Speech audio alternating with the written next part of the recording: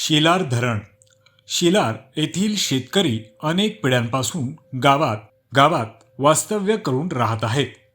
येथील लोक पिढ्यानपिढ्या शेती व्यवसाय तसेच मोलमजुरी करून आपल्या कुटुंबाचा सांभाळ व उदरनिर्वाह करत आहेत.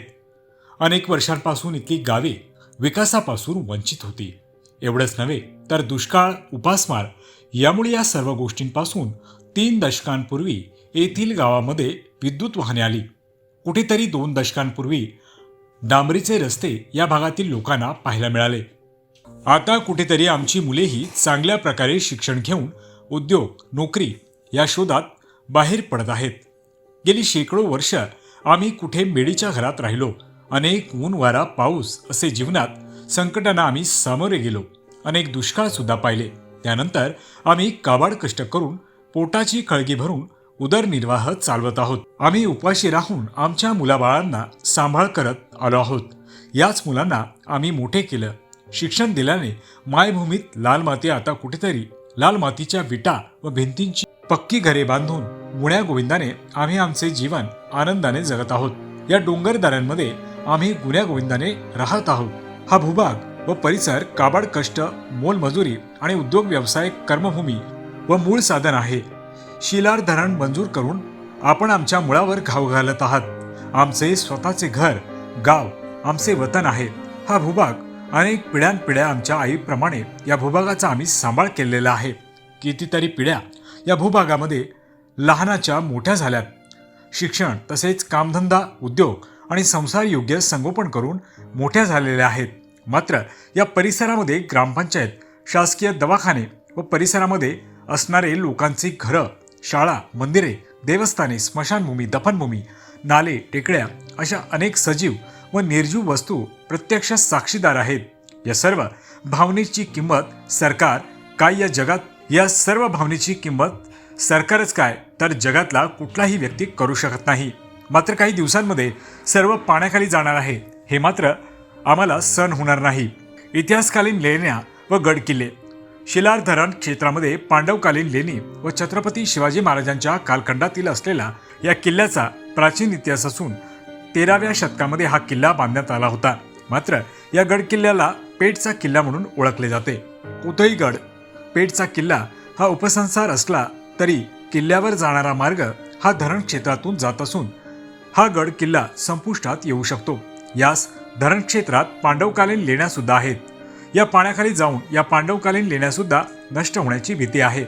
शिलार धरण बनवल्याने आमच्या भविष्यामध्ये खूप मोठे नुकसान होणार आहे. सरकार, मायबाप आपण आम्हा गोरगरीब जनतेला आमच्या हक्काच्या घरापासून दूर करून आमची हक्काची मायभूमी, जन्मभूमी व कर्मभूमी यापासून दूर करण्याचा निर्णय घेतला आहे. मात्र हा निर्णय त्वरित बंद करण्यात यावा. शिलार येथील घेतलेल्या धरणाचा निर्णय येथील परिसरात प्रकल्पग्रस्त असणाऱ्यांपैकी कोणत्याही गावाला विश्वासात न घेता आपण या धरणाला मंजुरी देण्यात आली आहे. येथील ग्रामस्थांनी ग्रामपंचायत स्तरावर पाथरज, कशळे, मोगरज, टेबरे असलेले एक सुजाण नागरिक म्हणून घेण्याच्या अनुषंगाने ग्रामसभेत बहुमताने प्रस्तावित धरण प्रकल्पास तीव्र विरोध असल्याचे ठराव पारित केला असून ठरावाची खरी नक्कल जोडली आहे. आपणास नम्रपूर्वक विनंती, आपण हा निर्णय ताबडतोब बदलून प्रस्तावित शिलार धरण प्रकल्प ज्या ठिकाणी लोक वस्ती नाही अशा ठिकाणी दऱ्याखोऱ्यात धरण बांधण्यात यावे. अन्यथा येथील स्थानिक शेतकऱ्यांच्या न्याय हक्कासाठी आंदोलन, मोर्चा, कुटुंबातील सर्व सज्ञान व अज्ञान सदस्यांच्या उपस्थितीत उपोषणाचा मार्ग अवलंबावा लागेल. आम्हास त्यातून होणाऱ्या जीवितहानी, त्यामुळे या उपोषणाचे होणारे सर्व परिणाम, होणारी जीवितहानी याला सर्वस्वी प्रशासन जबाबदार राहील याची आपण गांभीर्याने नोंद घ्यावी. धरणामध्ये येणारा कशेले ग्रामपंचायत म्हणजे तो कोटिंबे विभाग, मोगरज ग्रामपंचायत, पात्रज ग्रामपंचायत आणि रस्पे ग्रामपंचायत, हा ग्रामपंचायतचा जो प्रकल्प बाधित होणारा जो भूभाग आहे हा पूर्ण विकसित डेव्हलपमेंट भूभाग आहे. या भूभागामध्ये अनेक डेव्हलपमेंट आणि विकासाची कामं सरकारमार्फत झालेली आहेत, खाजगी विकासाच्या मार्फत झालेले आहेत. अनेक फार्म हाऊस, अनेक बंगलो स्कीम या भागात आहेत. अनेक शासकीय कार्यालय, मग ग्रामपंचायतचे कार्यालय असोत, जिल्हा परिषदच्या शाळा असोत, त्याच्यानंतर मंदिरं असोत, सभामंडप असोत, संरक्षण भिंती असोत, सांको असोत, छोटे मोठे पूल, रस्ते आणि त्याच्यानंतर सभामंडप हे अनेक झालेले आहेत. जलजीवनचे कामं झालेली आहेत. हे सर्व कामं या भूभागात झालेले आहेत. आणि त्याच्यानंतर पुरातत्व विभागाच्या अखत्यारीमध्ये येणारा हा समोरचा पेठचा किल्ला, ज्याचं 13व्या शतकात बांधकाम झालेलं आहे, हा पुरातत्व विभागाचा हा ऐतिहासिक ठेवा, जे छत्रपती शिवाजी महाराजांच्या आधिपत्याखाली राहिलेला हा किल्लासुद्धा, या किल्ल्याकडे जाणारा जो मार्ग आहे या धरणाच्या भूभागातूनच जातो. आणि हा किल्ल्याकडे जाणारा मार्गही या धरणामुळे प्रभावित होणार आहे. आणि अशी परिस्थिती असताना या विकसित आणि डेव्हलपमेंट भूभागामध्ये या धरणाची गरज काय, असा आमच्या प्रशासनाला या सर्व प्रकल्प बाधित ग्रामस्थांकडून सवाल आहे.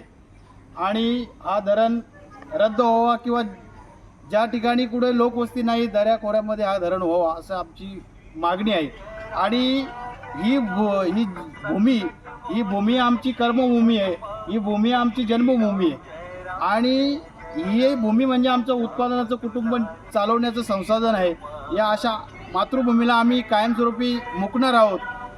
आणि याचा आम्ही तीव्र निषेध करून आणि या धरणाच्या विरोधासाठी आम्हाला जे करावं लागेल, मग आमरण उपोषण झालं, रस्ता रोको झाला, त्याच्यानंतर जे आम्हाला मार्ग अवलंबायला लागतील ते मार्ग अवलंबून आम्ही याचा तीव्र